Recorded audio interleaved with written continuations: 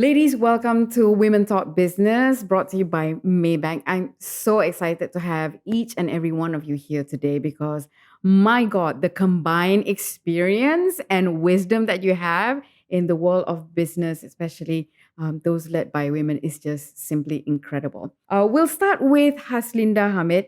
Now, you are, and I'm going to get this title right because you hold a very, very big responsibility here. Maybank Deputy Head for Commercial Banking, as well as Head of SME Banking. Peggy Ta, now a lot of you may have passed the brand without realizing this is the co-founder for Switch. So anytime you're shopping for like a new smart device, a new laptop, or whatever that is tech related, wearable tech, this is one half of the force that's behind Switch. And we also have Fazrena Aziz, Director of Tudung People. So now I'm going to ask Fazrena and Peggy first, right? What made you decide to start your business, to start this journey?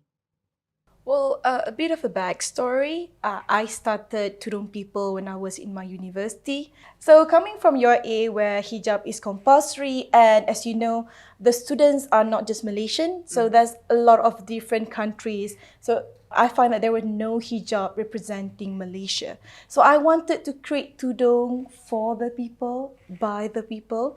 With our motto, we wanted to create scarves for every woman of every sizes, every colors, for all occasions. Now I'm going to go to you, Peggy. So, what spurred you to start or co found Switch back in 1995? Back in 1995, I met my husband, then boyfriend. So he's like an Apple fanatic. He loves Apple computers. At that time, only computers. There's no Right. iPad or iPhone. Every time when we're together, he would tell me how easy to use, how fantastic and everything. So he made me fall in love with Apple as well. So that when we wanted to start a business at that time in the 90s. Everyone wanted to be a Dell, Mr. Dell, Michael Dell. So we choose Macintosh, something that we love and we like the products. In 1995, I think Macintosh came out with the LC575. That's just, so it's actually become a cheaper version. It started about 5,000 ringgit at that time, so it's considered quite affordable. Oh, okay. And Yeah. we target the audience at that time was only for the graphic designers and graphic So very a printing specialized. house. Okay, so it wasn't for the masses yet. Not yet. Yeah. So from back then, 1995, even until now, we want to be in every corner of Malaysia. Let every Malaysian try these great products. Yeah. Haslinda, I have a question for you. You manage SME banking portfolios, right? And this has been your passion, like practically from day one, and you're doing it now. Tell us why you wanted to do this and how do you manage it successfully? So I wanted to do this because my father was a businessman, Uh-huh. and at that time in 1980s, 84, 85, during the recession, and I saw it was very difficult for him to get access to financing at that time, being an SME. Right. And when I graduated, I saw in a newspaper advertisement there was a job opportunity opened by Maybank, any discipline, right? So I applied and I got a job, and my first job, and I'm still here, and I'm doing commercial or SME financing for 27 years already. And Yes. you're still passionate about Yes. it, right? Yes. That's where the real love comes from. Even after 20 over years, you're still passionate about it. What I hear each of you wonderful ladies have in common is that each of you started with a pain point that each of you experienced yourself, and you saw the solution right in front of you and you just went for it. So what motivated because like for you, Fazrina, when you started, I'm sure 21 at that time, right? And I'm sure people would have said, but you're so young, what experience do you have? Like, what kept you going when people said, "Are you sure you want to do this?" For Tudung people, I think that when we first started, of course, we started online. So we didn't know anybody. And then when we started moving into physical events, pop-up stores, so that's when I started meeting another women entrepreneurs. I think that's how it started. Malaysia's very small. Yeah. So there's not that many women entrepreneurs. So whenever we meet up, we try to find some sort of a comfort zone where we share our stories, we share our struggles. And Alhamdulillah, I think that's how that has really helped Tudung people to Networking. expand. Networking, Very learning important. from other people. I think that when I first started, e-commerce was very new in Malaysia. So everybody started opening up their own websites. Right. And I think I did receive a lot of help from, I think back then we had, I think called Magic. Oh yeah. Yes, Okay. it's very helpful for startups, especially when you're venturing into e-commerce. They were very helpful in terms of giving knowledge, in terms of giving information, and connect us to the right vendors, the right people to expand our website.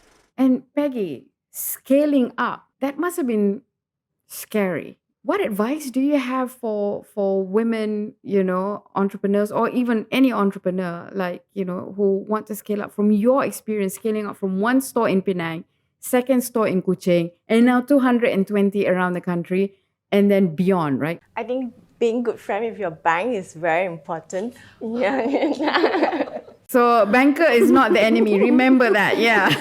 For our side, because we have really, we represent a very good brand, a big brand. So we have to scale. We have to scale together with them.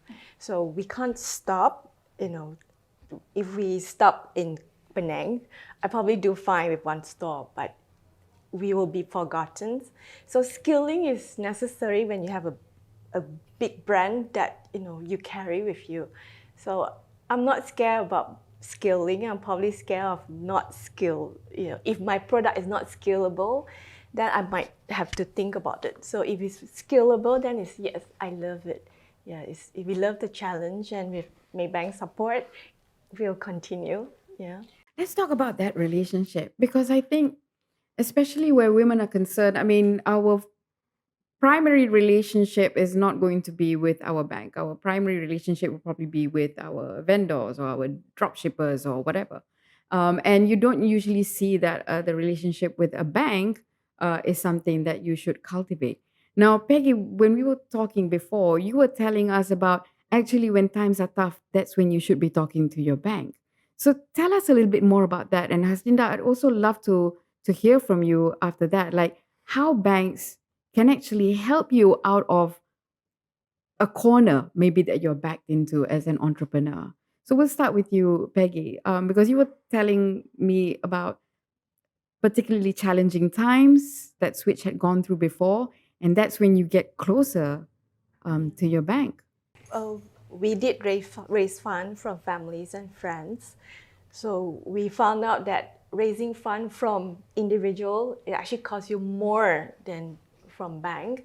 So if you raise funds from your family and members, they probably tell you how to run your business. They probably owned it, and they'll say, you should do this. Right? Yes, they will tell you this and that. But Maybank, as long as I pay my interest, I pay my installment promptly, and I always talk to banks to show them what's our plan.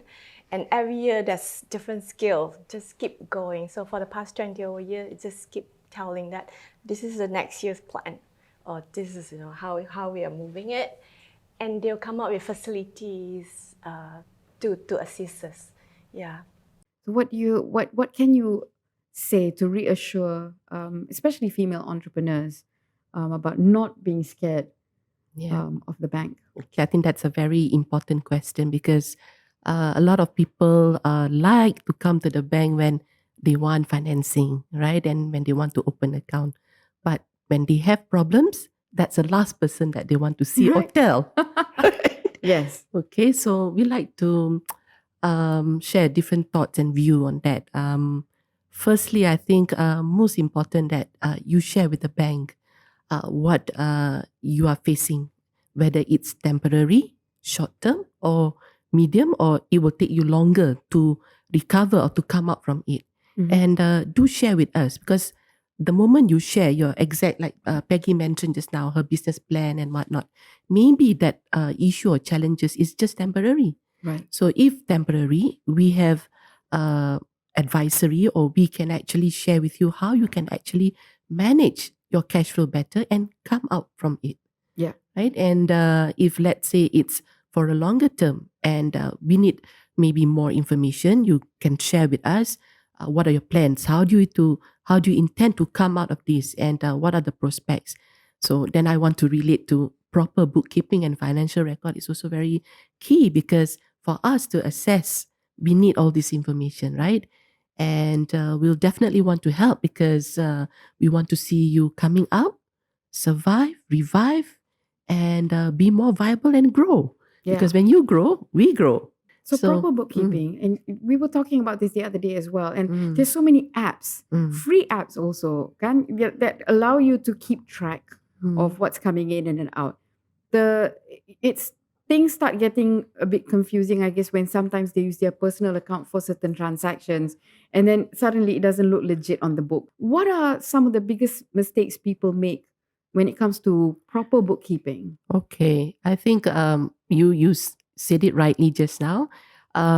They mix between personal and business. I think we need to be very disciplined.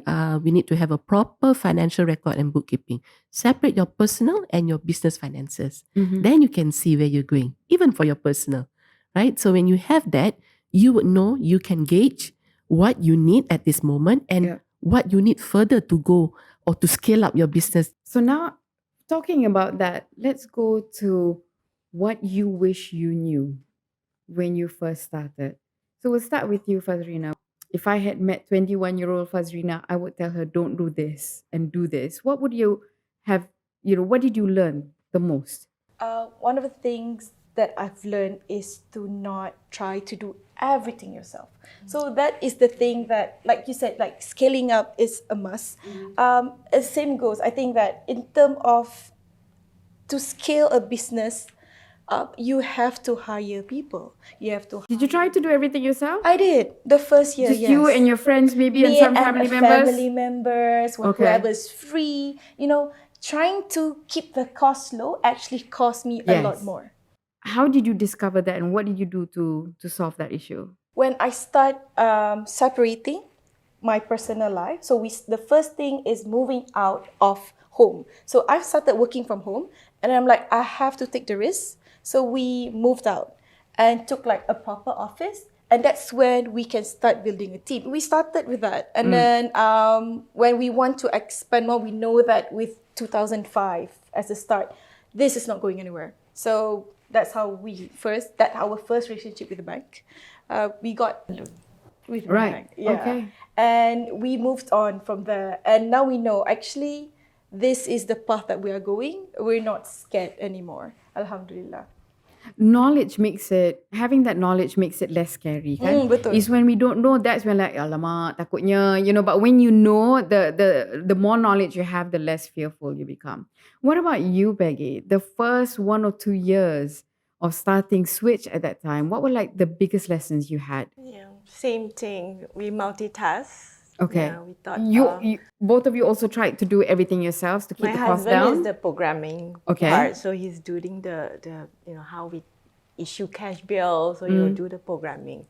So I'm the salesperson, I'm the account person, yeah, because so that was, I think it was until 1998, 1999. When we get a warning letter from Maybank. Dude, yeah. Yeah, I think Maybank want to cut us out because we wasn't, supply. We can't give them the P&L, the yearly report. We are missing that part. So I'm not a trained accountant. So I can't do it. So if I have known it, at that time, I would just get a part-time. It won't cost me a lot. I think, it should be. So And fix the problem. I should get the right person to do the right thing. We almost lost Maybank, which is very, very important to us. So Yeah, things slipping through the cracks because you're trying to do everything yourself, right? And I'm sure there are many businesses who do that too because there's so many tools available like Chat GPT and whatnot. They realize, aku tak payah hire, a graphic designer. I can do myself. I can do Canva. I can do this. And I want to ask you, Hazlinda, um, based on your years in Maybank, dealing with SMEs and SMEs, they can have anything between like a very small scale business with only 5 people up to like even 100 people, right? What are the tips that you can give to all these entrepreneurs on like how to have a great and healthy relationship with the bank? Okay, I think most important is to ensure that you have the business plan. Right. Business plan, you know Should your they already have that before they come yeah, even but looking for a loan? yes, A they at business least they plan? know like what Faz mentioned just now. She knows what she want, what kind of product, what kind of target market, and what kind of services or who are they supplying to, what kind of materials and all that.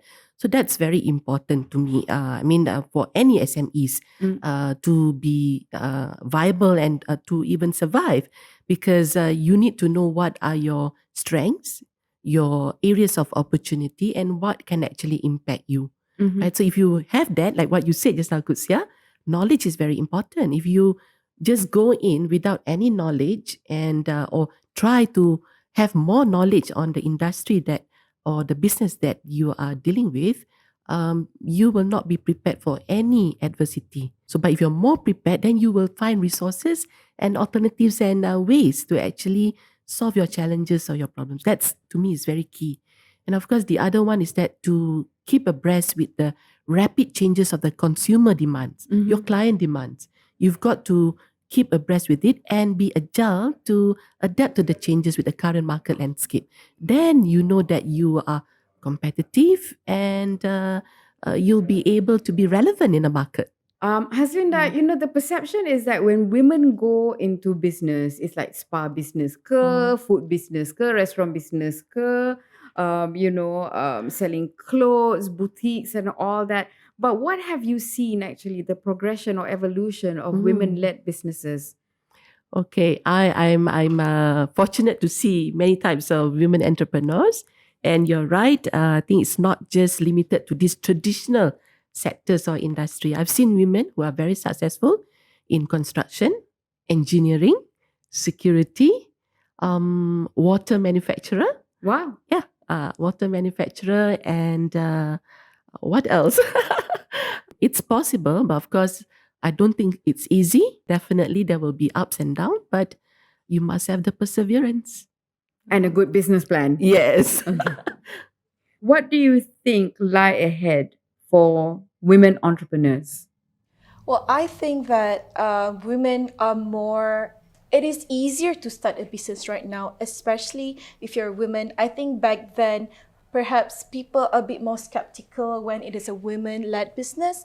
There's always, a misconception of it is always the guy or the male or the husband who should take up that leader role. Whereas right now, I think people are more acceptive and there is so much more assistance. Not just, you do not need to be a single woman to start a business. I think that's one of the things I view as it is easier right now.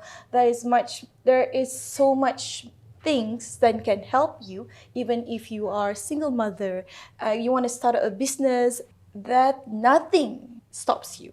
There is so much help and assistance, whether in terms of paid or NGOs, that can actually help you start up your dream. I think the opportunity right now for women is just so much more. There's also communities out there who are helping other women, other less fortunate women to just start their business. Okay. And Peggy, what say you where women entrepreneurs are concerned? Let's say aspiring female entrepreneur comes up to you and say, Miss Peggy Tan, you have expanded from one store to 220. What's your advice for this person? I think right now there's a lot of apps that we can actually download. Not specifically for women, but for accounting, for example, there's a lot of apps to keep track of your company's growth. So I think women right now is more inclusive. I think the society, like you said, we are more welcome to be in the business, and bank facility. There's a lot of women-only facilities. What are the two must knows and the two must do's for all entrepreneurs, especially women? We'll start with you, Hazlinda. Okay. Must know. Definitely you must know, and you must have your business plan. Mm-hmm. And you must know your target market, your competitor, and your industry well. Okay. And of course, the other thing is that you must be in the know also what's happening in the industry. So stay updated. Yes. That's one. Yeah. Coming from a banker, you definitely and absolutely need to have a proper financial record and bookkeeping. That's key to me because it can help you to make informed decisions, Right. your planning, and also for you to scale up your business. You must know how to adapt to change. Mm-hmm. It's constant. Today, tomorrow, just different. Yeah. Another one is that you must know your people, your staff. You must know their strength and use them correctly. And the two must do's? Must be transparent. And another one I wrote it down here is that you must empower your team. Okay, Fazrena, what about you? What are the two must knows followed by the two must do's? Firstly, I absolutely agree with your must do and must knows. I think they're like much my seniors, my mentors. But on my side, must know, you have to know your products. What's the USP? What are your selling points? You know, everything about your product. Because on my side, Tudung, headscarves, it's so wide, it's so And it's a variety. saturated market. It's a Doesn't that scare saturated- you sometimes though? A bit, but I feel that the market is not just Malaysia. The world is the market. It's just how do we push the product out. And of course, secondly, is must know your strength as a brand, as a company. What makes you different from other people, from the core, your vision, your mission, and that's very important as a base for you to start your business. All right. And the two Right. must do's? The two must do. The first must do is, I think, do not give up. Do not lose yourself. As much, I think that for entrepreneurs, we tend to lose ourselves in this. Especially when we give our 200% in our business, we tend to forget ourselves. We tend to forget the reason you start the business. I think that's very important to do not lose yourself in search of searching for your dreams. Right. And secondly is to appreciate what you have. I think that's very important. Gratitude. I mean, gratitude. And, sometimes when you're scaling up and expanding, it's all about chasing one milestone after another. And sometimes we forget to appreciate what we already have. And I think that's really good to feel gratitude and thankful for what you have done. Not just your team, yourself, your family, and everybody who sacrificed. Okay. So, Hazlinda, I have one more question for you, okay? How does Maybank SME help customers, especially female entrepreneurs? Like, what are the types of assistance that's available to them? Maybank actually creates this opportunity for business owners through our events held at local areas in various states. So I think the business owners, especially women entrepreneur, you can join our events. So Get bukan to know. dekat KL je lah. Yeah, Yeah, it's all the different merata-rata. branches ada juga. Yes, Okay. even in Sabah, Sarawak. Okay, excellent. We do, and we bring industry players, we bring marketing experts, we bring branding expert, digitalization experts, all that. And of course, even if you have all this knowledge already, you can always meet the bankers or meet me at the event. Yeah, so get to know your bankers. And of course, in terms of assistance, we have both financing and non-financing. Financing, of course, being Maybank, we have lots of many packages, but we have a special tailored package for women. And of course, it's more competitive as compared to the others in terms of rates, in terms of guarantee fees, in terms of the fee charge for your merchant and all that. So come to us. We'll advise you accordingly. And for non-financial assistance, we have the cash management and digital solution for those that need help in managing their financials and their bookkeeping, right? Okay. So, and of course, last but not least, we have a marketplace or Sama-Sama Local which the women entrepreneur can actually connect to our 8.9 million May clients. Wow. Yeah, that's an opportunity. Ladies, thank you so much for being a part of Women Talking Business with Maybank. And, I thank each and every one of you for sharing your insights and experiences and also learnings today. And I wish all of you greater success. Inshallah. And thank you once again for being a part of this and sharing. Thank you. Thank you. Thanks.